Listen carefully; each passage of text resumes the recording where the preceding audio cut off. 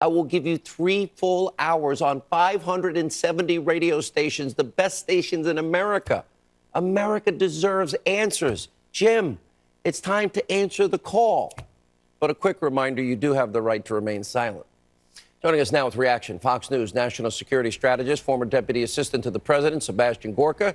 Salem Radio, nationally syndicated host, Larry Elder. Both of you are laughing. I think Larry's laughing harder, so we'll go to him first. Larry. Well, Sean, if you know anything about this town, you know that they're going to embrace James Comey like nobody's business.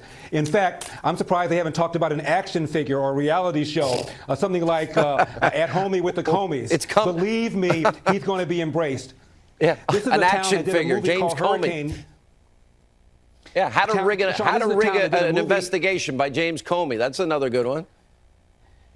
You remember the movie Hurricane that celebrated the life of a man who murdered 3 people? No question that he murdered 3 people. Let's not forget the movie that was done with Dan Rather called Truth, which celebrated, done with Robert Redford playing Dan Rather called Truth, which celebrated the lie that Rather pushed, arguing that George W. Bush got preferred treatment with the Texas Air National Guard. And don't forget the movie that celebrated the life of Joe Wilson and Valerie Plame, even though the Washington Post in an editorial even said Joe Wilson lied about President George W. Bush and the words that he used at the State of the Union speech. So believe me, this town is going to embrace them some Jim Comey. The only question is, how much more are they going to embrace Robert Mueller when he writes his book?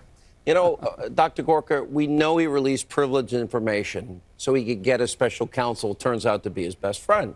We also know that he rigged the investigation into Hillary. That evidence is so overwhelming. I can't wait for the IG report.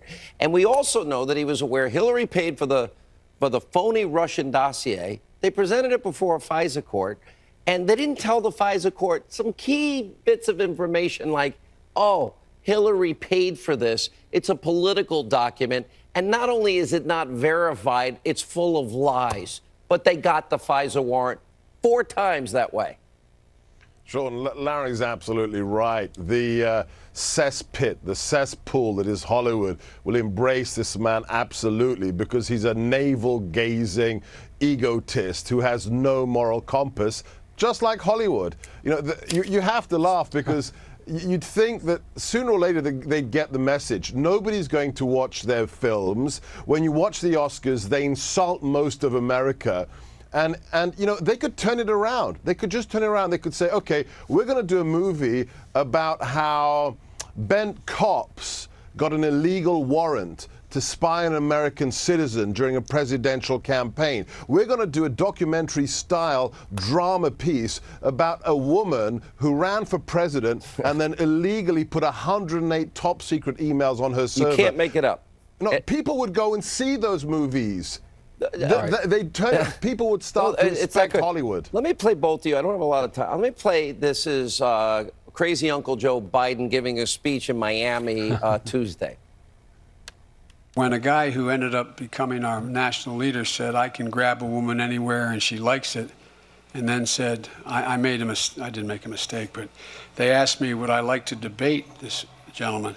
And I said, no. I said, if we were in high school, I'd take him behind the gym and beat the hell out of him.